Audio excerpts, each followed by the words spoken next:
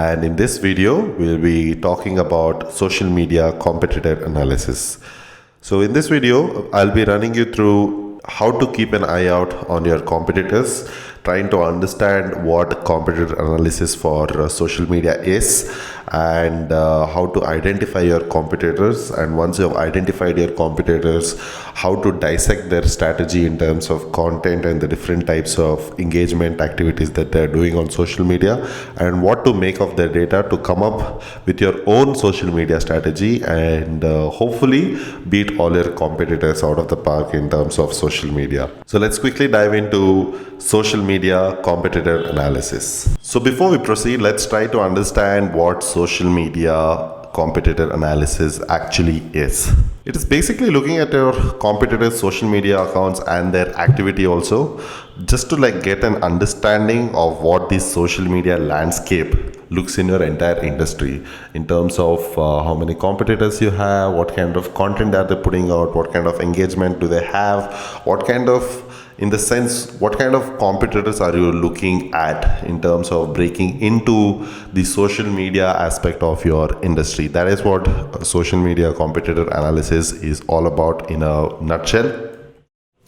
What this will do is, most importantly, it will give you a better understanding in terms of the kind of content that is working or perhaps not working for your audience, or an audience which is similar to yours. Or if neither of this is possible because there is no content being put out there from your competitors, that means that there is a content gap in the industry, and which you can step in and fill the content gap with the content that you are creating, which is providing value to your potential customers and nurturing them over a period of time and hopefully converting them into customers in the future.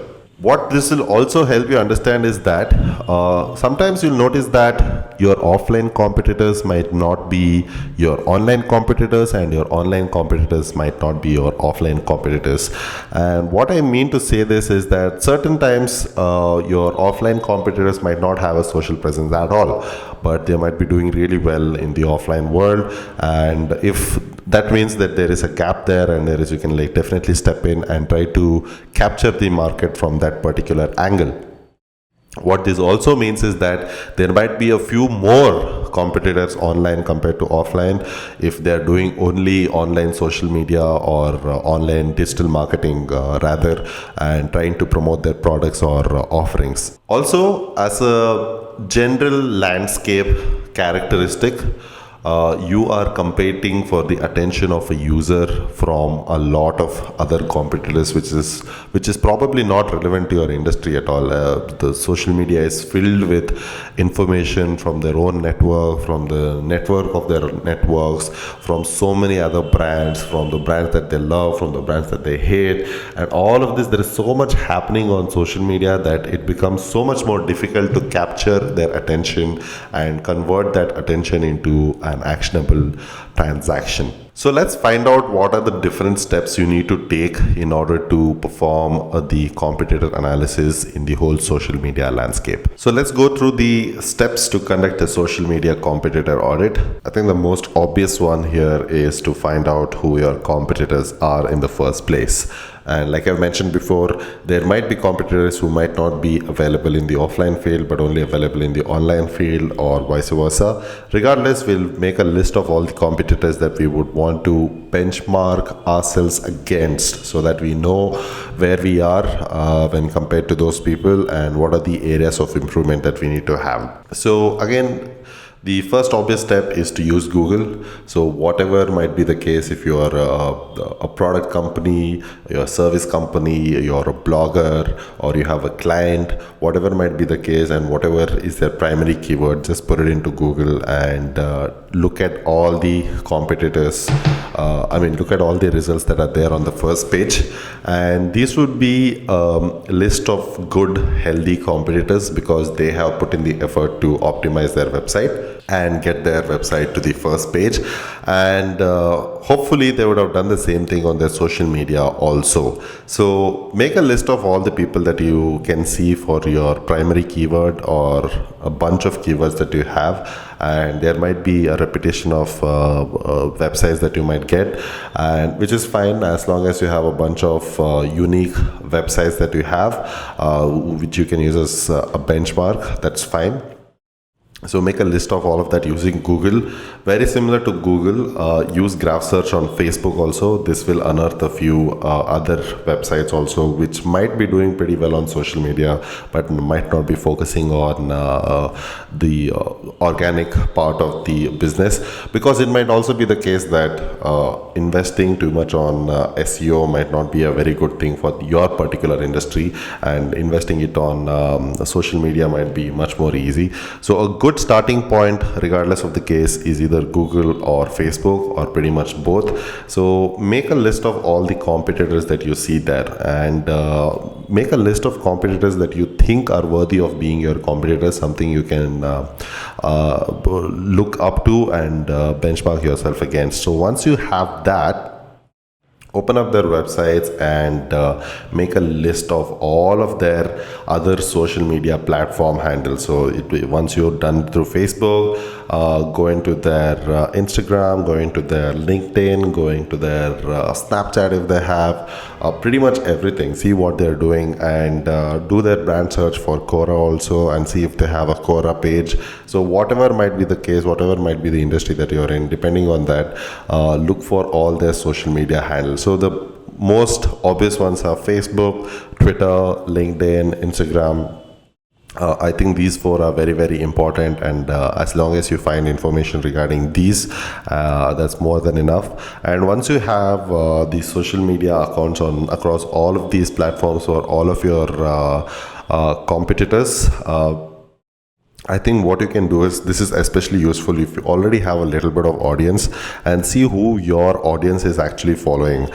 There's a very good chance that your audience might be following your competitors also. And if you see any company that you think might be worthy of being your competitor, make a list of that. Do the entire process of 2 and 3 again, and try to look for most of their social media handles. This is just to try and understand what they're doing across different social media platforms, which we'll be getting into later on. You might get a little too overwhelmed sometimes, because you might find a lot of websites or a lot of companies out there who might turn out to be your competitors. Don't get too overwhelmed because of this, and try to focus only on the ones which actually make sense for you to focus on. Obviously, you need to take a business which is serious about digital marketing. It would have done a especially social media marketing. If they have done a pretty decent job, at least they'll have a decent following on Facebook, Twitter, LinkedIn, and Instagram, or might not be on all of these. Again, completely depending on your industry. They might be predominant on one single platform. Whatever might be the case, pick competitors which are doing a better job than you are right now, so that your benchmark is always set high and you have a target to always achieve. And once you do that, pick out probably about 5 competitors, and that is more than enough. And if you pick the top 5 competitors in terms of their social media presence, that is more than enough for you to start off with. And why 5? It is so that the further we go in terms of the competitor audit, you'll realize that there's a lot of work that needs to be done. And if you have more than 5, it might become a little too tedious for you to understand. And when it comes to gathering information and data also, it might become too overwhelming for you to analyze it and interpret things from it. So 3 or 5 is more than enough just to understand the landscape of your entire industry. So let's see what the next step in the social media competitor audit is. So the next step in conducting a social media competitor audit is to gather information, is to try and source every kind of information possible about your competitors. And to do that, the first thing that we'll be needing to do is to list out all the social networks they are actively pursuing. And some of your competitors might be on certain social media networks, but they might not be active there. They might have just created a profile. You can take this into account, but I personally wouldn't. So just make a list of all the social networking or social media websites they are active on, and from there make a list of all the followers, fans, subscribers, whatever it is that they have. And also, if you can do it, it will be great in terms of monitoring your competitors. Try to track their growth rate on a week on week basis, and then you can like extrapolate it to a few months and see how fast they are growing. And what this will help you do is that you will know what is that you are facing against, and what kind of money that they might be pumping into. It will give you like a fair idea in terms of all of this. So if you can list out all their followers or fans and subscribers that they have and their growth rate on a weekly basis, it will give you a very nice idea as to what your competitors are doing to increase their audience size. Also, map out the frequency of their posts, like how often are they posting and what is the hours that they are keeping a gap in posting each type of post. We will discuss this in a little bit detail in the next few slides. Also, this is one of the things that I would like to do. What are their metrics like? Remember the 4 main metrics that I spoke about, which is your amplification rate, conversation rate, and applause rate. So try to look at all these posts, take a few posts out of them, and take a couple of days which you would think has been a very good day for them in terms of activity or engagement on their social media account. And for each of these days, see what the metrics looks like for these companies. So this will give you an idea as to what is the kind of content that is working for them. They have already invested in brainstorming the kind of content that they need to do. And frankly speaking, this is the way to look at and to shorten your trial and error learning curve. So you will know what are the kind of things that is not working for your competitors. And again, it might boil down to the fact that they might have not executed a certain campaign in a certain way, which is why it didn't work out. That is also possible, but that you can see it as soon as you view all these posts and the content that they're posting. But otherwise, more or less, if it is consistent in terms of quality, you will get to know what is the kind of content and what is the kind of tone that is working with the similar audience that you might be sharing with them. Moving on, the next thing that you would want to do is to dissect your competitors' content. When I mean dissect it, you need to look at it from every angle possible, because this is the most crucial element of your social media marketing plan. And to understand what is the kind of communication that you should be putting across will be the cornerstone in your social media marketing plan, and so which makes it very, very important. So the first thing that you need to do is try to understand what is the kind of content that your competitors are posting. When I say the kind of content, what I mean to say is, are they posting just SEO articles? Are they just posting very in-depth information about your particular industry? Are they like trying to post just like sharing what are the industry updates are and these kind of things? So you need to understand what is the kind of content they are posting. The next step in conjunction with this step is to understand what kind of content format is working best for them. Is textual content in the form of blogs or white papers or press releases working for them, or is video working for them, or is infographics working for them, or market research working for them? What is that type of content format which seems to be working well with their audience for your competitors? When you drill this down to exactly what is working for them, your job becomes so much more easier instantly. What also you can do while you're at this is try to map out their content calendar. And like I've mentioned before in the past, this is one of the main reasons why you would want to pick the 5 best competitors that you have. So if you have a lot of competitors, I know that all of this sounds like a lot of work, and it actually is. So the lesser the competitors you have, the better it is for you in terms of work, and better it is in terms of efficiency also for you. So if you can, for those 3 or 5 competitors that you have, try to map out their content calendar for about 2 weeks. This will give you a fair idea in terms of the frequency of post, the kind of post that they're putting, and what is working for them and what is not working for them, and how often are they posting in a day, and what is the timings that they're posting in a day, and does that have an effect on the performance of the content itself. So you need to really drill down. I mean, this is basically like 3 or 4 points, but it means a lot of work for you to do. And when you actually do this, what comes out of it, the information that comes out of this is immensely valuable for you and for your own content strategy or your own social media marketing strategy as a whole. The next step in the social media competitor audit is to understand the level of customer satisfaction your competitors are enjoying or not enjoying, for that matter.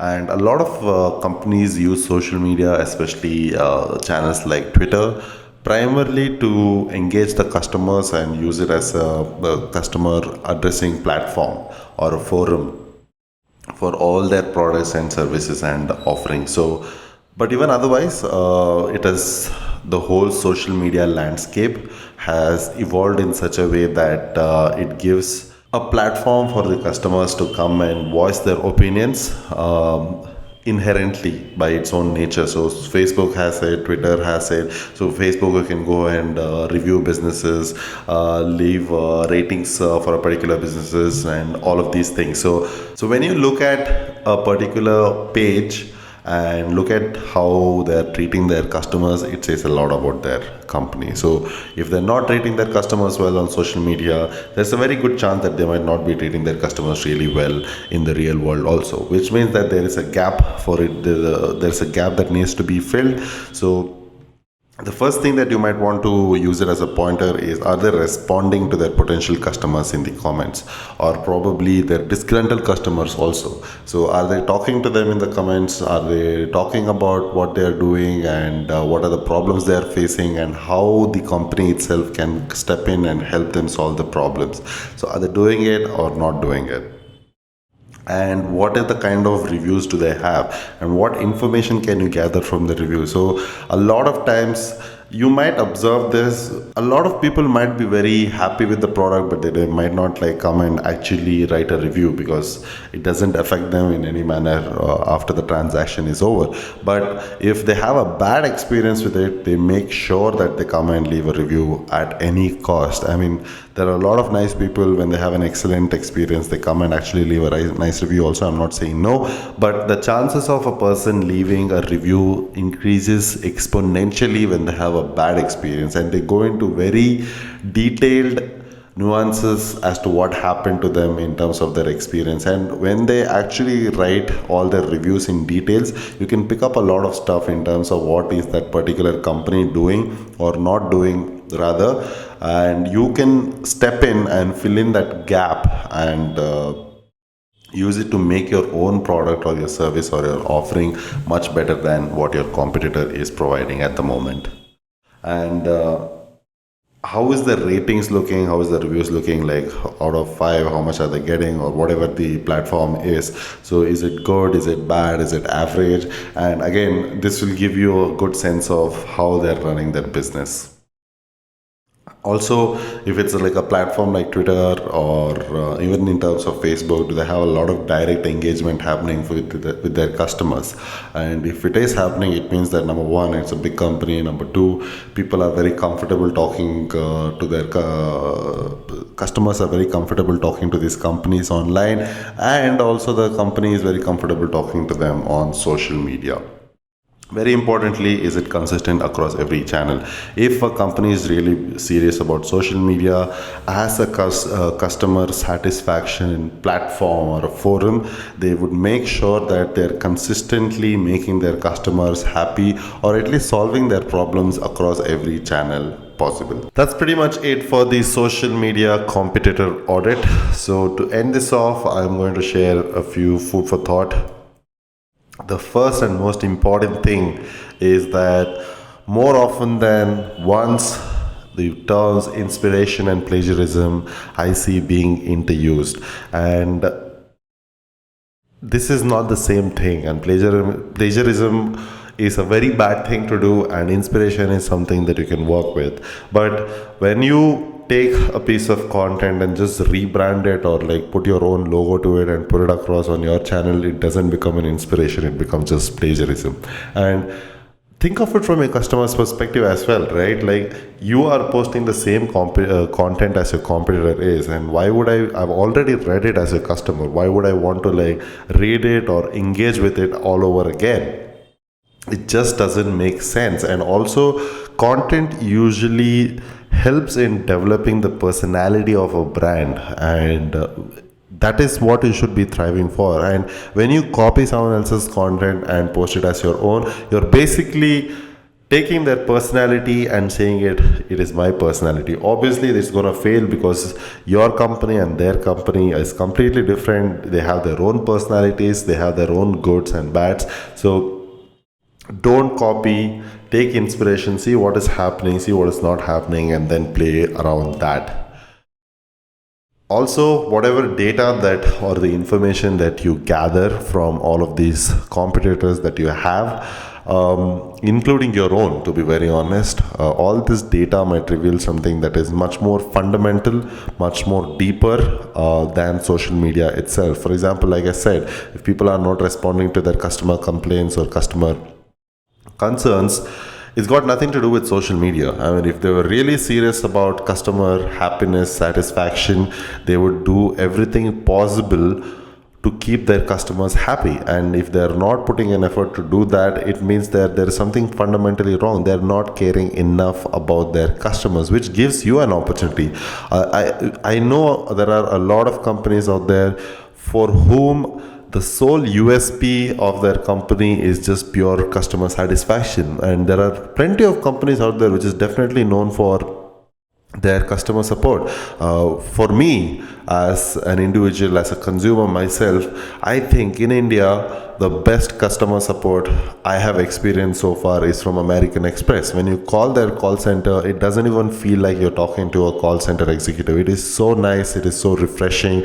They actually talk to you like they want to help you out, and more often than once, they actually help you out. So that shows that how much American Express cares about their customers and how much they are willing to invest into keeping their customers happy. And these are things that cannot be fixed by social media. Social media is just a medium, and you cannot expect the medium to be the end result itself. So all of this data, look beyond just social media and see what are the things that you can provide to your customers from the information that you have gathered. Also, keep experimenting.